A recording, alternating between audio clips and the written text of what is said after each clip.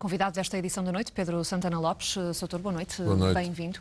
Eu pegava aqui numa ideia deixada pelo Presidente da República. Marcelo Rebelo de Sousa disse hoje que é nas crises que devemos reafirmar os valores da democracia e também os valores da paz, valores dos quais fazem parte ideais europeus também, como a tolerância, a solidariedade.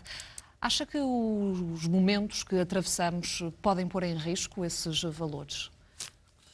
E sem dúvida, e por isso as declarações, sendo compreensíveis, as declarações dos responsáveis políticos não bastam já. Porque nós vamos de atentado em atentado, eu estou de acordo com o que disse o Primeiro-Ministro António Costa, não podemos reagir por impulsos cada vez que há um atentado, o combate é demorado, mas temos de ter a noção de que há um déficit de capacidade de resposta do nosso lado. Ou seja, nós temos um conjunto de organizações e de estruturas que entre a NATO, as poucas que a União Europeia tem, nós não temos capacidade de resposta ou estruturas adequadas, organizações adequadas às ameaças que realmente existem. Depois temos erros vários cometidos ao longo de anos, nomeadamente intervenções externas, veja Síria, Líbia e Iraque. Temos as economias como temos, a da União Europeia mais ou menos estagnada, veja a China, com a quebra nas exportações ainda recentemente noticiada, veja o que se passa com o Brasil, para não falar em alguns grandes países africanos como Angola, as consequências da crise do petróleo, e o que se passa com a crise dos refugiados, a maneira como tem posto em causa também uma Europa que está sob ameaça. Os refugiados, não sendo em si uma ameaça, politicamente constituem um grande desafio para uma Europa em déficit de liderança, em déficit de autoridade, em déficit de capacidade política. E em todos esses desafios não temos sido capazes de resolver nenhum deles? Francamente, acho que não, porque veja, no plano económico continuamos com intervenções avulsas do Banco Central Europeu a tentar resolver o que a evolução e o crescimento da economia não resolvem porque não aparecem. O crescimento continua anémico. No plano da resposta política, o que se passa, por exemplo, com os refugiados na Grécia e na Turquia, vimos a dificuldade que foi. Quer dizer, há muita flutuação. A única que se mantém estável, se quiser, é a senhora Merkel. Veja como a União Europeia agora chegou a um ponto que é devolver, que eu não estou a censurar, estou só a dizer que é contrastante com as respostas anteriores, devolver todos os imigrantes que cheguem, nomeadamente pelo mar Egeu, devolvê-los à procedência. Face, nomeadamente, ao falhanço que houve com a política de identificação, ou seja, distinguir entre aqueles que vêm verdadeiramente em procura de asilo político, de proteção política, e aqueles que vêm por razões económicas, que são respeitáveis, mas que não são as que constituem fundamento de direito de asilo. Portanto, é perante uma Europa debilitada e uma civilização ocidental debilitada, porque depois temos a ONU a pairar no meio disto tudo, com o secretário-geral da ONU nos últimos tempos incompreensivelmente fraco, cada vez mais ausente, sem capacidade de resposta. Não temos capacetes azuis, por exemplo, a montante, onde começam os movimentos dos refugiados. Não temos capacetes azuis nas fronteiras externas, que podia existir. Alguns países europeus pertencentes à União Europeia ou não, porque têm uma força completamente diferente, uma legitimidade diferente do que tenha uma força europeia de intervenção rápida ou qualquer outra entidade mais ligada à NATO, que tem uma legitimidade política diferente. Veja que a NATO não pode ser utilizada para responder aos problemas que a União Europeia, as ameaças que ela enfrenta. É para uma aliança de países que tem o Atlântico como elo comum. Só que sentimos os Estados Unidos também, ao mesmo tempo, muitas vezes cada vez mais distante, e nomeadamente com este presidente, que foi bom para fazer a paz em determinados países, mas de facto não é bom para enfrentar a guerra. Com ele, e nomeadamente no seu primeiro mandato com Hillary Clinton, houve vários fiascos na política externa e em intervenções militares que geraram consequências negativas. Já vinha de Bush também, com o caso do Iraque. Portanto, nós temos aqui uma série de elementos, não vou dizer que é a tempestade perfeita, mas do lado do Ocidente é fraqueza. Porque não é a NATO que nós, União Europeia, vamos usar. Então agora os responsáveis políticos, como Marcelo Rebelo de Sousa, António Costa, Pedro Passos Coelho e outros noutros países, querem ou não olhar para a necessidade efetiva de uma política de segurança mais ousada. Mas se fizermos isto, podemos gerar efeitos complicados, por exemplo, do lado de países como o Reino Unido, que não querem maior integração, querem ficar de fora.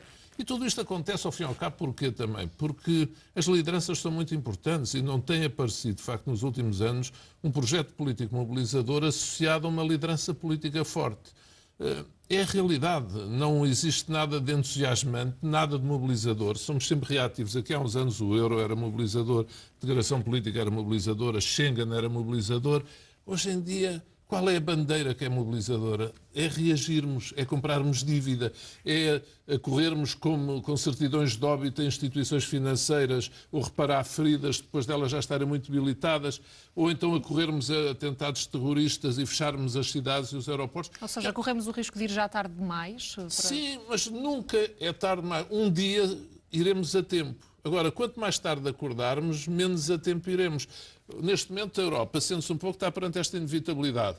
Ainda o Miguel Monjardim escrevia isto hoje. Antes atacavam-se edifícios de embaixadas, edifícios públicos. Hoje em dia isso não é feito porque estão muito protegidos. Portanto, passaram para hotéis, para recintos de espetáculos, para metros, para aeroportos. É muito difícil. A polícia não tem recursos infinitos para proteger multidões, milhares de pessoas nestes sítios todos.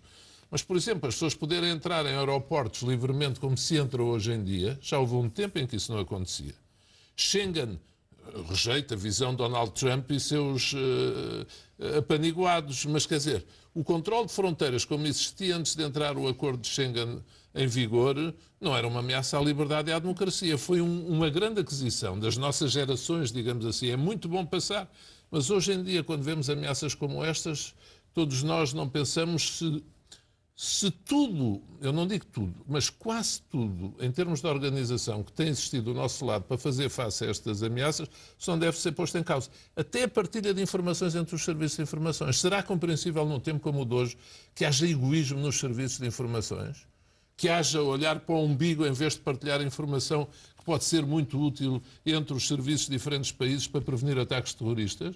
Olha, em Portugal, e no tempo até em que um pouco antes de eu chegar ao governo, essa troca de informações permitiu evitar, já foi noticiado, o atentado terrorista no Porto, a pouco antes do Euro 2004. Isto aqui há meses foi muito falado. E isso é essencial numa Europa que diz que quer ser comum, mas depois não tem estruturas para responder a este desafio comum. Portanto, não podemos ir de atentado em atentado fazendo declarações que são importantes. Nestas alturas devemos reafirmar os nossos princípios, porque se os nossos valores não valem nestas alturas, se não nos agarramos a eles, eles são óbvios. Como hoje me lembrava até um filho meu num post do Facebook que está nos Estados Unidos, exatamente. E, portanto, é esta firmeza e acordarmos e despertarmos e dizer assim, isto não pode continuar. Mas não é dizendo que vamos ser menos tolerantes, que vamos amar menos a liberdade, querer menos a democracia, não. Mas temos organizarmos de maneira diferente. Dispostos a abdicar de algumas dessas Algumas liberdades. talvez. As câmaras de filmar que existem hoje em vários locais públicos ou em muitos sítios que frequentamos são já uma privação da liberdade. As vistorias que nos fazem quando atravessamos uma máquina daquelas no aeroporto, em que as pessoas têm que se descalçar, têm que se despir, é uma privação da liberdade e nós estamos dispostos a fazer isso para garantir o bem comum. Ninguém quer entrar num avião sem ter a certeza que ele está completamente seguro. Ou hoje em dia num comboio ou num metropolitano. E, portanto, é perante este enorme desafio, a adequação das nossas organizações e de algumas das nossas regras à ameaça que enfrentamos, que nós estamos colocados. Sempre em democracia, sempre em liberdade. Agora, nem a NATO, nem as organizações que temos na União Europeia, nem a ONU a funcionar como está, são capazes. E olha, aproveito para dizer que a ONU precisa de um secretário-geral muito forte, politicamente muito forte, para o próximo mandato, porque a ONU vai ser cada vez mais precisa no mundo. Também ela reformada, que ainda tem um Conselho de Segurança do tempo do pós-Segunda Guerra Mundial. Esperemos que seja António Guterres, mas veremos, não é? Aqui o que interessa neste momento é dar as mãos, trabalhar e reformar aquilo que já se mostrou que não é adequado. Por mais que investimento que aconteça, que nem é muito, nas forças de segurança e nas forças de defesa.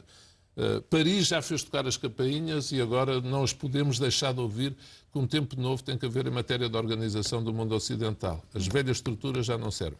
Dr. Pedro Santana Lopes, obrigada pela análise Obrigado nesta edição também. da noite.